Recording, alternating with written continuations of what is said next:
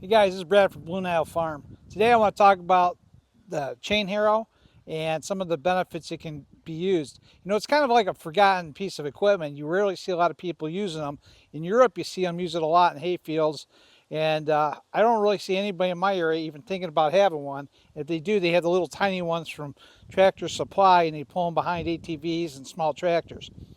You know, I wound up going to the Farm Science Review in Ohio, and I'm from Ohio.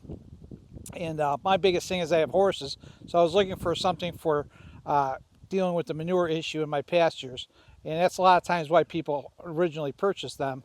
Uh, but I met Dean Wingfield, who is the owner of Wingfield Harrow out of Illinois, and we were talking in depth, and he was telling me some of the benefits of Harrow and how it's old technology and it's still productive today. And um, told me how it could also benefit me in my hay situations and pasture situations, not only for breaking up the manure, but for dethatching the pastures and the hay fields, and also incorporate it into overseeding, as well as leveling ground, and actually even using a chain harrow in a tilled field to smooth it out and break up clods. So I wound up investing in this harrow, and I think I started off with a 10-footer, and I extended and added on the wings. So now it's a 20-foot harrow, and it's just lifted up by the 3-point, and it does a really good job for me. So I'm going to take you out in the field, and I'm going to show you how we just run through hay fields and dethatch them. And it's October, and I want to kind of get this cleaned up. A couple weeks ago, I wound up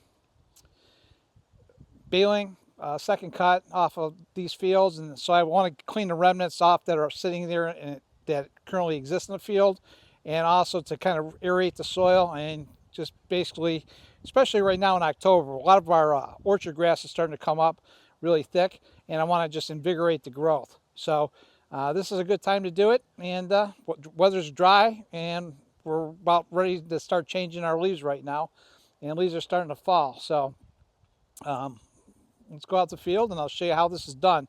And it's relatively very simple.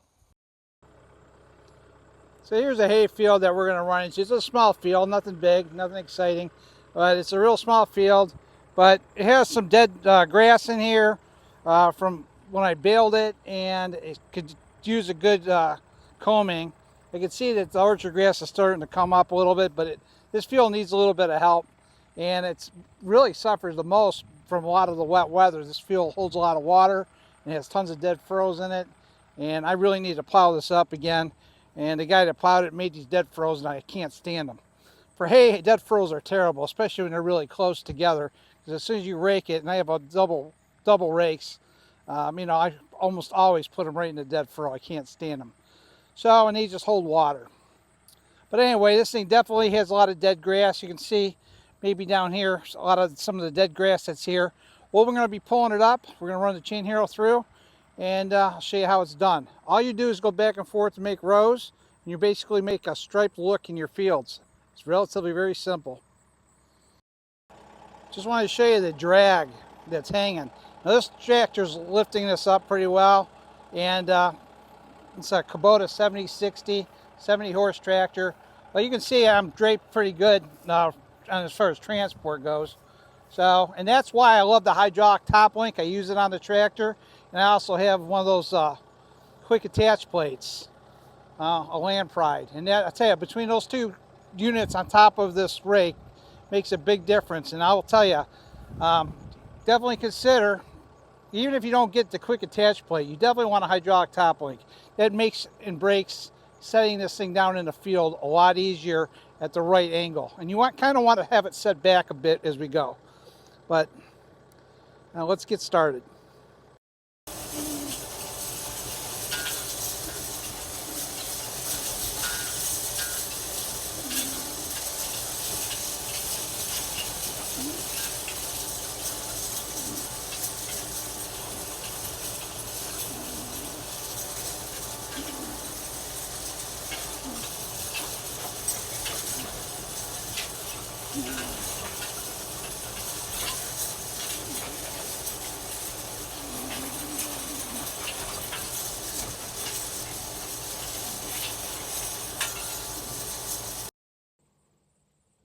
So by doing the chain harrow, you can see making passes. It gives you the stripe-like appearance. It looks really nice from the road, and you're going to be pulling up the dead grass. And you can see a clump here and there in the field, and it'll decompose.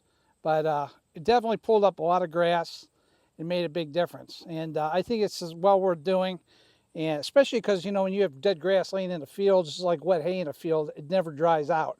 And by pulling it up, air will get exposed, it'll break back down quicker, and you'll have less debris in your field, and you're going to stimulate regrowth. And that is the name of the game when it comes down to hay. And pasture as well. So this was an area where you see a lot of this big clumping stuff. It was real wet, and I really didn't even take it off. So it's still kind of wet, but it's better to get it off the field and get air to it, and it'll dry right back out and decompose.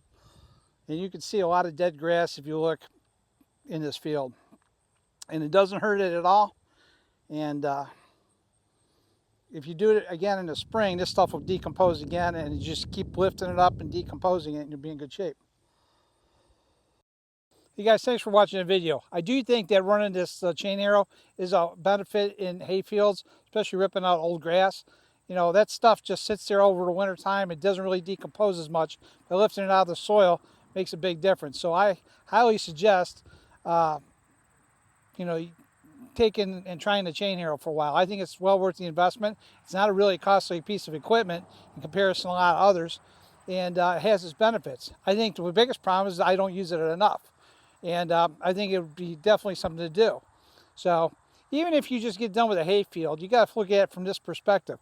You know, we spend a lot of money buying seed, and every 3 to 5 years you have to reseed your hay fields.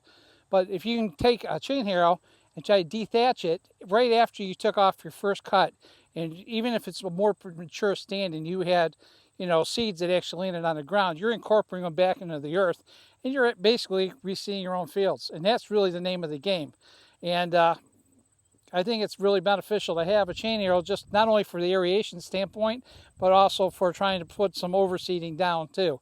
And you know, use what nature gives you, and I think you'll be a little bit better off than commercially trying to put it down in fields. So, but I think this is a good unit. I think it's well worth it. You know, check out Wingfield Harrow. I do think they're American made. They do a really good job, and they give a little bit of personal service too. And there's a lot of uses for this, and if you get a hold of Dean Wingfield, he can give you a lot of input on his thoughts and his son on the uses of a harrow. So, you know, check into it. I think you'll enjoy talking to them. They're fun to talk to. Talk to you guys later.